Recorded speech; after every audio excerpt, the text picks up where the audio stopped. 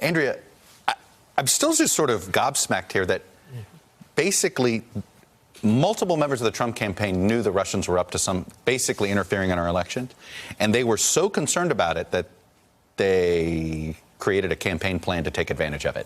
They did not call the FBI. They did not. Exactly. I mean, that is something here that seems to be getting lost today. Where's the outrage? Outrage, yeah, on this aspect. You opened the program talking about the normalization of Russian interference in our campaign. Where are the patriots who called the cops, who called the John Brennans, the FBI at least, and said, wait a second, Vladimir Putin, according to this report, from 2014 on, was trying to interfere. In 2015, Michael Cohen was during the UN General Assembly meetings, and Putin was in New York, calling repeatedly and saying, my boss, Donald Trump wants to meet with Vladimir Putin, and a woman from the embassy saying that's not according to protocol. He's not a head of state. It is so funny how the ham-handed nature at times. I mean, the Trump campaign was begging for Russian meetings. Yes. And then, by the way, jumping forward to obstruction down the road, right.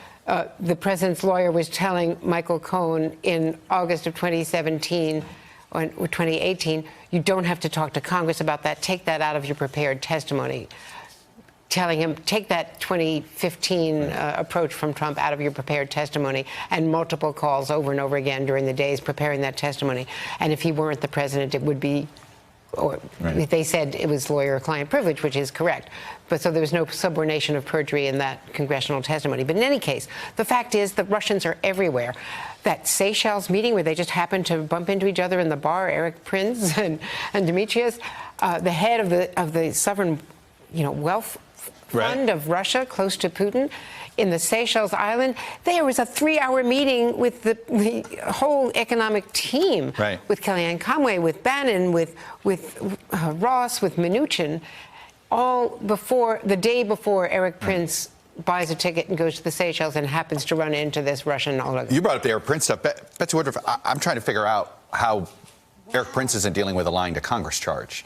What he said to Congress and what he said, what he clearly more concerned about what Mueller knows, so he seemed to be a bit more forthcoming here. It's just two different stories. There is all sorts of detail about the extent to which what Erik Prince told Congress seems quite inconsistent with what we know from what's on paper. My colleague Aaron Banco and I did extensive reporting on the Erik Prince portion of this probe over the last year or so, found lots of documents showing the communications that he had, the way he was briefed for this meeting. He told Congress that he kind of bumped into these folks in a bar in the Seychelles, that it was a coincidence, that it was, casual conversation over beers. But we knew months ago that he received a sheet telling him who he was going to be talking to, that members in those conversations had talking points where they were talking about how to try to improve U.S.-Russia relations in ways that would appear to be totally outlandish to mainstream foreign policy. And he debriefed Bannon at Bannon's home on the way back. Exactly. The idea that this was a random happenstance absolutely strains credulity. Hey, Mimi Rocah, one of the other things in the Erik Prince story is both basically Erik Prince and Steve Bannon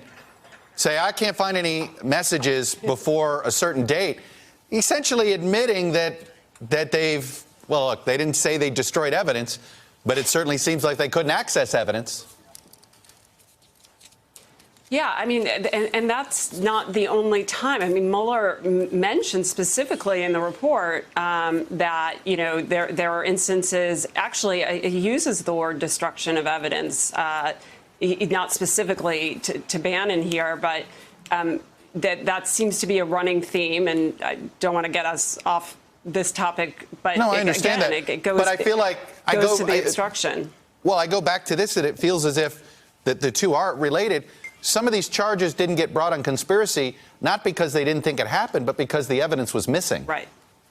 Fair? Yeah, and I think that seems to me to be a theme of this report. I mean, I think Mueller says it pretty explicitly, not as explicitly as we are saying it right now. But it seems to me that the various efforts of obstruction here worked to some degree. And that's part of what's so troubling about Barr's ultimate conclusion that somehow you don't charge obstruction when the underlying crime is not proven, when in fact it should really be, well, the same, if not the opposite conclusion. Hello, YouTubers. If you're watching this, it means you've checked out our channel, so thank you. Now do me a favor, subscribe by clicking on that button down there. Click on any of the videos to watch the latest interviews and highlights from MTP Daily and MSNBC. You can get more Meet the Press content every morning in the First Read newsletter. If you're tired of content that you don't know anything about where it came from, you don't have to have that problem with us.